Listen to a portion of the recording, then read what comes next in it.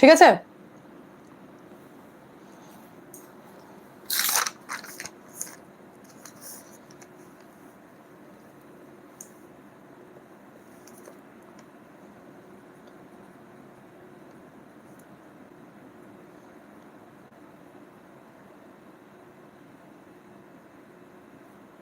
আপনারা যদি বদলাই নিতে চান তাহলে হ্যাঁ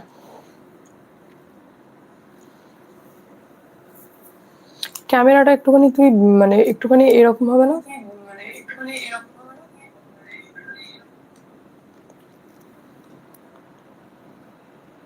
ক্যামেরা ঠিকঠাক সেট কর।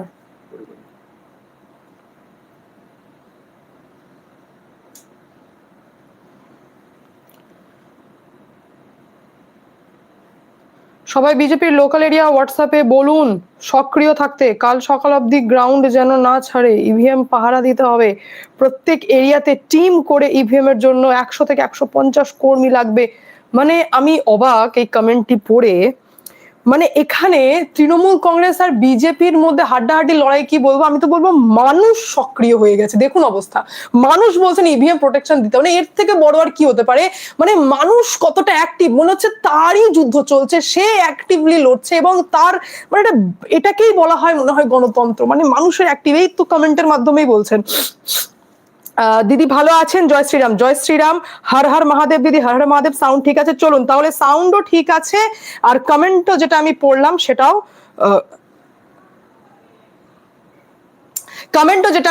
সেটাও কোথাও না কোথাও প্রমাণ দিচ্ছে যে মানুষ কতটা অ্যাক্টিভ। আমি লিটারালি অবাক হয়ে গেছি, মানে এর রেকর্ড ভোট, আমি তো বলবো আমাদের দেশ কি দুনিয়াতে এরকম ভোট পড়ে না। এর রেকর্ড ভোট পড়েছে বিকেল 5টা পর্যন্ত 90%, 90%, বিকেল 5টা পর্যন্ত 90%। মানে আমি যেটুকু বুঝতে পারছি সেটা হচ্ছে প্রত্যেকটি মানুষ বুথমুখী, প্রত্যেকটি মানুষ, হর ঘর মে এক এক ইনসান, একটি মানুষ, প্রত্যেকটা ভোটার হচ্ছে বুথমুখী, কি ভোট দিতে হবে এইটা দেখে নিজে জ্ঞানেশ কুমার চমকে গেছেন যে এত গরমে এত রোদ মানুষ থাকতে পারছে না। ইনফ্যাক্ট কিছু খারাপ ঘটনা ঘটেছে যে 2-1 জনের তো মৃত্যু পর্যন্ত হয়ে গেছে, মানে এত গরম এত গরম। আর সেখানে 1 ঘন্টা থাকতে মানে সন্ধ্যে 6টা পর্যন্ত ভোট হবে, সেখানে বিকেল 5টা পর্যন্ত আপডেট রয়েছে 90% পোলিং হয়েছে, যেটা নিজের মধ্যে অবাক ব্যাপার। আর এখানে সব থেকে বেশি অদ্ভুত বিষয় হচ্ছে তৃণমূল কংগ্রেস এবং বিজেপি দুজনেই ক্যালকুলেটর নিয়ে ব্যস্ত যে ভাই ভোট কার দিকে গেছে, কে মানে ভোটটা কার দিকে গেল, কে পেতে চলেছে। মানে এটা কি অ্যান্টি ইনকামবেন্সির লড়াই নাকি এসআইআর এর এফেক্ট, অস্তিত্ব বাঁচানোর লড়াই, সরকারের বিরুদ্ধে রাগ, মানে ভোটটা কার দিকে গেছে, মানুষ কোনমুখী হয়েছে কিছু বোঝাই যায়নি। এই যে একটা এনভায়রনমেন্ট এই ইলেকশনের আগে যে সাইলেন্ট ছিল, আমি বলতাম আপনাদেরকে বিরাট কিছু ঝড় আসার আগের সাইলেন্ট এটা, প্রত্যেকটা মানুষ চুপ ছিল, সাইলেন্ট ছিল। আর আজ প্রথম দফা, মানে দ্বিতীয় দফা নয়, এটা প্রথম দফাতেই মানুষ ঝেড়ে ভোট দিয়েছেন, 90% ভোট। আমি অবাক হয়ে গেছি এখানে দেখে, যেখানে দেখতে পাচ্ছি পশ্চিম মেদিনীপুর 91, মালদা 89, মুর্শিদাবাদ 91, পশ্চিম বর্ধমান 87, পূর্ব মেদিনীপুর 88, মানে 8-এর ঘরের নিচে নামেইনি, মানে নামেইনি, বেশিরভাগই হচ্ছে 90 ঘর ছুঁয়ে গেছে। উত্তর দিনাজপুর 89, ঝাড়গ্রাম 91, কালিম্পং 82, আলিপুরদুয়ার 89, বাঁকুড়া 90, বীরভূম 92, কোচবিহার 92, দক্ষিণ দিনাজপুর 93। ভাই এটা কি হচ্ছে ভাই, মানে এত ভোট, আমি অবাক। যেখানে অমিত শাহ অলরেডি শুভেন্দু অধিকারীকে ফোন করে শুভেচ্ছা জানিয়েছেন, যেখানে শুভেন্দু অধিকারী জানিয়েছেন অবিভক্ত মেদিনীপুরের 35টি সিটের মধ্যে 30টি আমরা পেতে চলেছি। মমতা ব্যানার্জি বলছেন যে আমি যদি মানুষের মন বুঝে থাকি তাহলে আমরা জিতে গেলাম। মানে আপনারা জাস্ট বুঝতে পারবেন না, যেখানে প্রধানমন্ত্রী এসে বলছেন যে এটা ভয়ের ভোট নয়, এটা ভরসার ভোট হয়েছে। তাহলে ভোট ভাই কোন দিকে গেছে, কে জিতবে সেটা তো ডেফিনেটলি আমরা 4 তারিখে জানতে পারবো। আপাততর জন্য মানুষের মধ্যে যে একটা ক্ষোভ রয়েছে, সেটা এসআইআর এর ক্ষোভ হতে পারে, বা সেটা তৃণমূল কংগ্রেসের অ্যান্টি ইনকামবেন্সির বিরুদ্ধেও ক্ষোভ হতে পারে, সেটা চাকরি যাবার ক্ষোভও হতে পারে, প্রত্যেকটা মানুষের এক জায়গায় হয় সরকারকে সরানোরও ক্ষোভ হতে পারে, বা সরকারকে রাখারও একটা হুচুক থাকতে পারে যে ভোট দিয়ে হয় আমি সরকারকে রাখবো, না হয় এমন ভোট দেবো যে সরকারকে তুলে ফেলে দেবো। তো এই যে ভোট পড়েছে, এই ভোটে যেদিকেই ভোট গেছে তার অপোজিট কিন্তু ভয়ঙ্কর থেকে খারাপ রেজাল্ট করতে চলেছে, এমনটাই বোঝা যাচ্ছে। মানে হয় ভয়ঙ্কর ভালোর দিকে যাচ্ছে। মানে ধরুন আমি ভয়ঙ্কর ভালো বলতে এরকম বলতে চাইছি যে ভোট যেভাবে পড়েছে তাতে হয়তো এই সরকার থেকে গেল, তার মানে বিজেপি, আমি এখানে কংগ্রেস আর সিপিএম কে গুনছি না, মানে এরকম ভাবে নেক টু নেক হাড্ডাহাড্ডি ফাইট কেন বলছি বলুন তো? পশ্চিম মেদিনীপুরে যেখানে ফাইট দিচ্ছে, মুর্শিদাবাদ সেখানে ফাইট দিচ্ছে, মানে এইরকম ভাবে ভোট হয়েছে। তো হয় সরকারকে টিকিয়ে রাখার ভোট, না হয় সরকারকে উপরে ফেলে দেওয়ার ভোট, মানে যেদিকেই হয়েছে ভোট কিন্তু ভয়ঙ্কর হয়েছে। এটা কিন্তু বিকেল 5টা পর্যন্ত আপডেটের মধ্যে বোঝা যাচ্ছে। আর আমি যেটা বললাম আপনাদেরকে যে সবটাই কিন্তু হাড্ডাহাড্ডি লড়াইয়ের দিকেই যাচ্ছে। কিন্তু আজকে সব থেকে ভালো ব্যাপার হচ্ছে যে জ্ঞানেশ কুমার নিজে সিইও কে ফোন করে বলেছেন, সিইও কে জানাচ্ছেন যে এত গরমের মধ্যেও যে এত সুন্দর ভোটের শতাংশ, মানে এটা কোথাও না কোথাও বোঝায় যে কমিশনের প্রতি মানুষের কত ভরসা। আর এটা হবে নাই বা কেন? হাজারের ওপর আসামিকে এমনি অ্যারেস্ট করে নেওয়া হয়েছে, কোনো গুন্ডামি নোংরামি কিচ্ছুতে আপোষ করেনি কমিশন। পুলিশ প্রশাসনের ভূমিকা যদি বলে থাকি, কিছু করার ছিল না, কেন্দ্রীয় বাহিনী এখানে কাজ করেছেন। কেন্দ্রীয় বাহিনীর ভূমিকা আমি বলবো প্রশংসা করার মতো, মানে অ্যাক্টিভ থাকা কাকে বলে সেটা এই ইলেকশনে কিন্তু বুঝিয়ে দিয়েছেন। হ্যাঁ, একটি ঘটনা সামনে এসেছে বীরভূমের, যেটা হচ্ছে আপনার খয়রাশোল, যেটা দুবরাজপুর বিধানসভার আন্ডারে পড়ছে।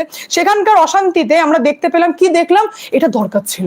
এই অশান্তি আমি সাপোর্ট করি না, কিন্তু এই ঘটনা দেখে আমি দেখলাম যে পুলিশ চাইলে কত কি না করতে পারে, মানে পুলিশ চাইলেই কিন্তু অনেক কিছু করা যায়।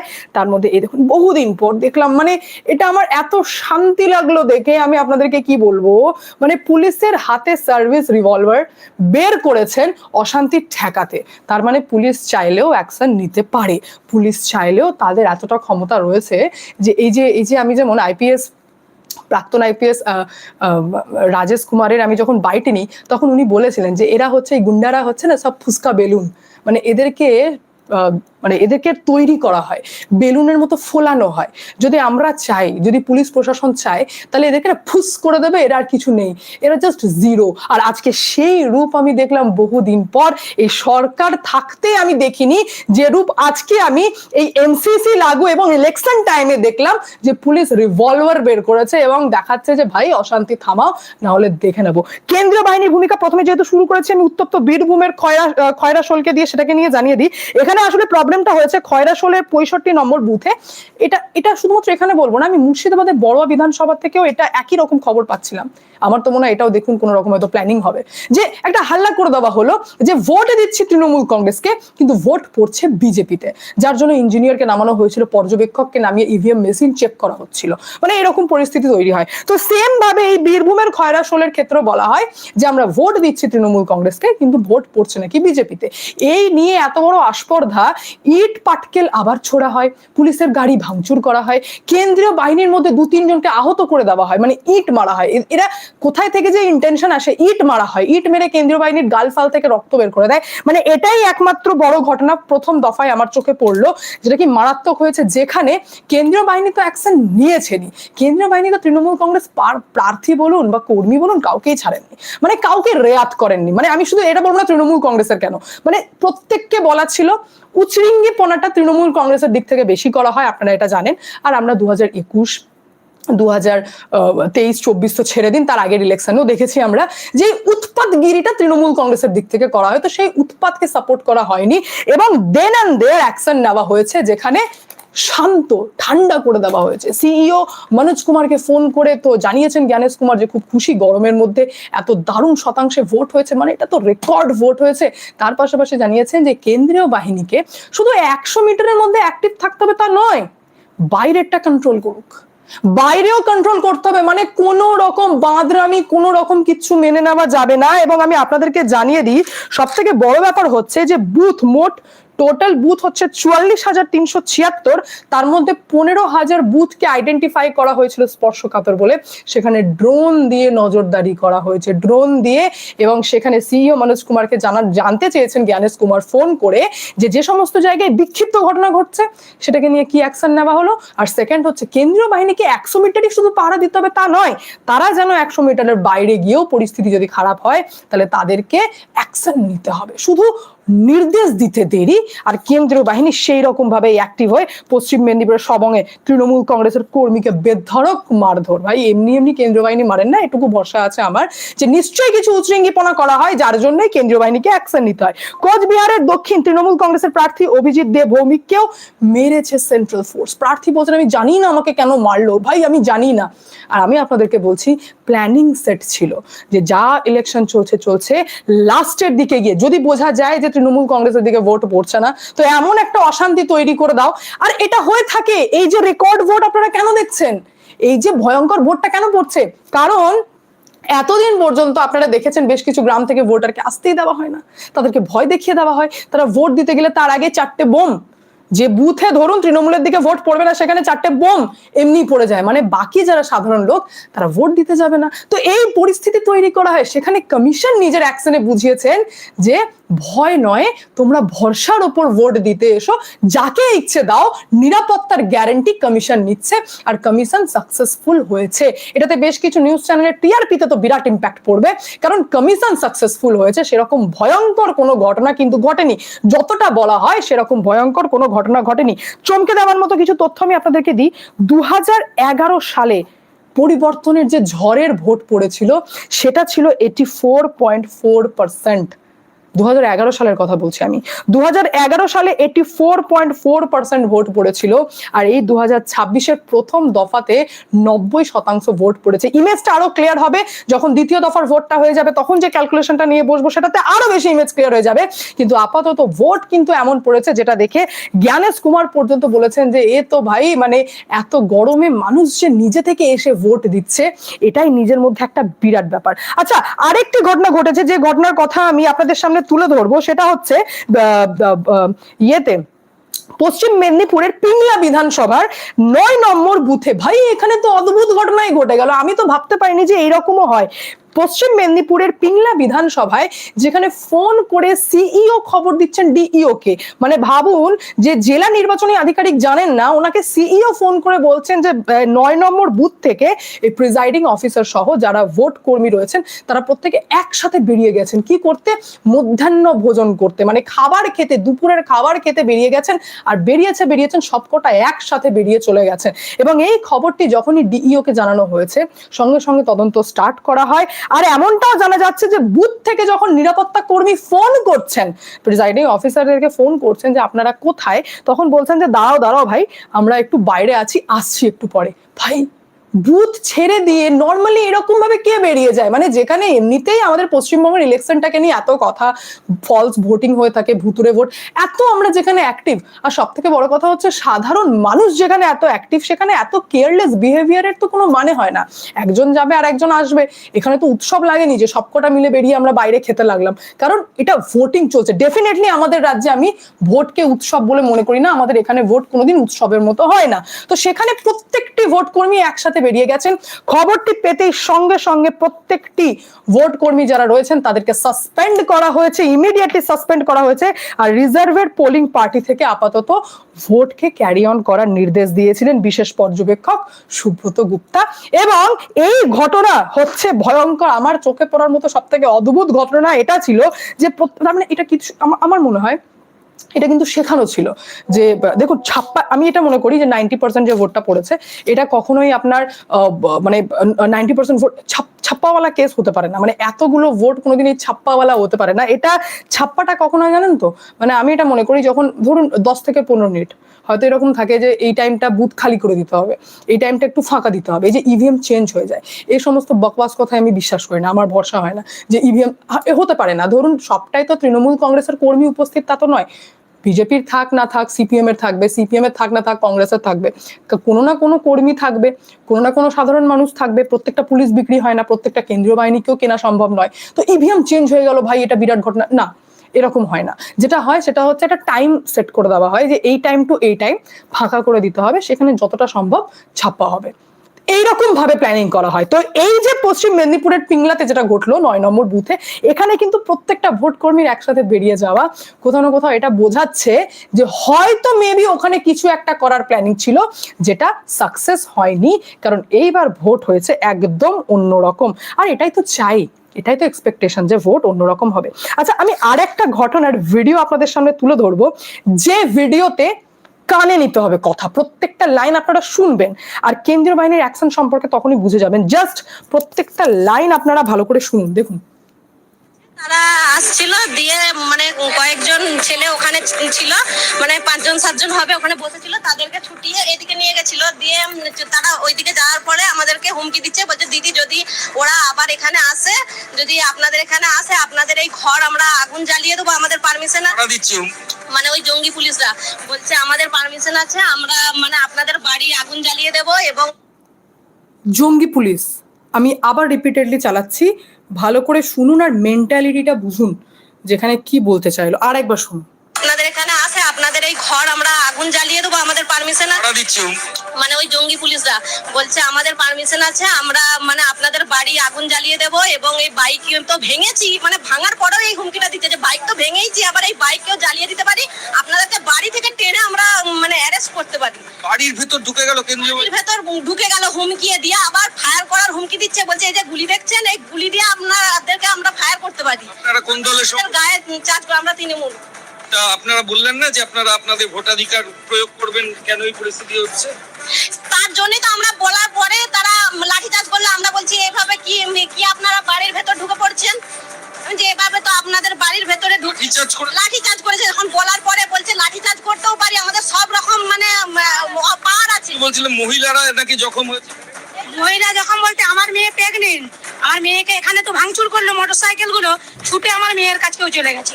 আমার মেয়ে প্রচুর নার্ভাস হয়ে গেছে, নার্ভাস হয়ে বসে গেছে, কিছু বলতে পারেনি। যমুনা গ্রামে আমরা রয়েছি, কোতলপুর বিধানসভার।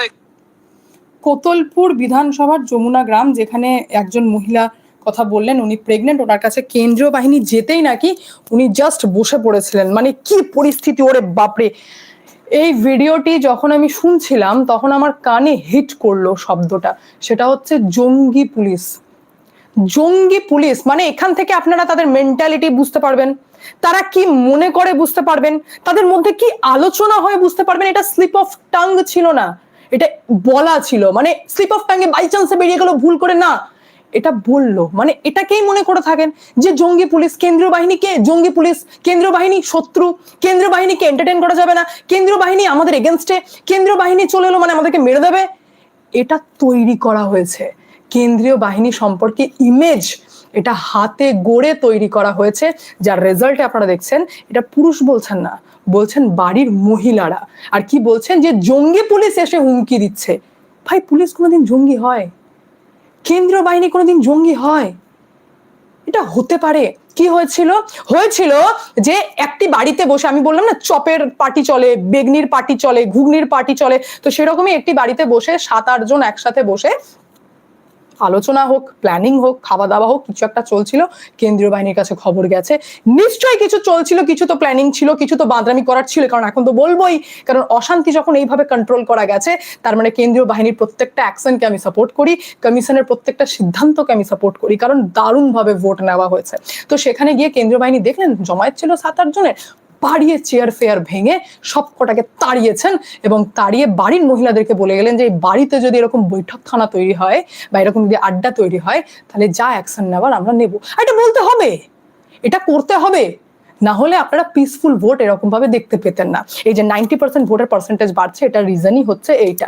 আর এখান থেকে বোঝা যায় যে কার মাইন্ড কেমন, মানে কে কার প্রতি কি ভাবনা চিন্তা রাখে। একবার ভাবুন যে কেন্দ্রীয় বাহিনী, এই শব্দটা আমার ভীষণভাবে হিট করেছে, যে কেন্দ্রীয় বাহিনীকে বলছেন জঙ্গি পুলিশ। মানে এটা কতটা প্যাথেটিক একবার ভাবুন। যে দেশে থাকছে, যে দেশে সুরক্ষা দিচ্ছে সেন্ট্রাল ফোর্স, নিজের ফ্যামিলিকে ছেড়ে, নিজের বাড়ি থেকে দূরে থেকে, ওই স্কুলের মধ্যে ঠিকঠাক বেডিং নেই, ঠিকঠাক ফেসিলিটিস নেই, ঠিকঠাক অ্যাকোমোডেশন নেই, সেখানে থেকে তারা কি করছে, আপনাদের জন্য ভোটের প্রোটেকশন দিচ্ছে যাতে ঝামেলা না হয়।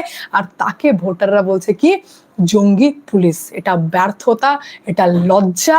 আর সত্যি আমার এটি শুনে অত্যন্ত লজ্জা লাগলো। আপাততর জন্য মমতা ব্যানার্জি শুরু করে দিয়েছেন বিভিন্ন বক্তব্যের মাধ্যমে, ট্রিব্যুনাল থেকে নাকি 32 লক্ষ নাম তিনি তুলেছেন। আমি জানি না, আমি তো শুনতাম ট্রাইব্যুনাল রয়েছে, দিদি বলছেন ট্রিব্যুনাল। আমি জানতাম লজিক্যাল ডিসক্রিপেন্সি, দিদি বলছেন লজিস্টিক ডিসক্রিপেন্সি। তো এই যে ভুলগুলি হচ্ছে, এটার কোথাও না কোথাও সংকেত হয়তো দিদিমণি পেয়ে যাচ্ছে।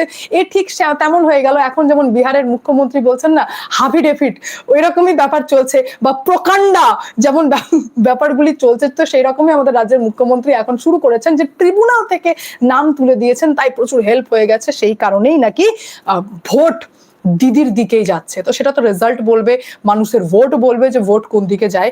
যদি এরপরে তৃণমূল কংগ্রেসের সরকার গড়ে তাহলে সেটাতেও আমরা সাপোর্ট করতে হবে, কারণ চলুন ভাই মানুষ তাহলে চায়।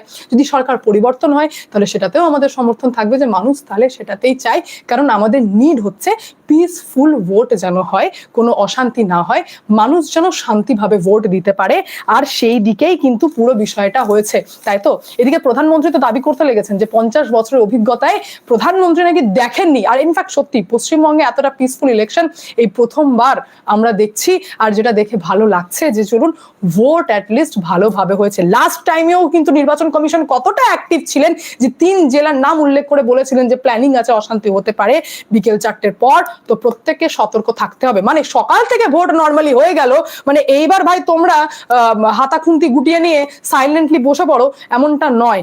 লাস্ট টাইম মানে একদম ভোট এন্ড হওয়া পর্যন্ত, ইভিএম সিকিউর করা পর্যন্ত তোমাদেরকে চৌকান্না যাকে বলা হয় সজাগ থাকতে হবে। বাকি পুরো বিষয় নিয়ে আপনাদের কি মন্তব্য অতি অবশ্যই কমেন্টের মাধ্যমে জানাবেন। আমি এখানে এন্ড করি, দেখা হচ্ছে নেক্সট ভিডিওতে। ভালো থাকবেন, সুস্থ থাকবেন, সঙ্গে অদ্বিতীয়া চ্যানেলকে অতি অবশ্যই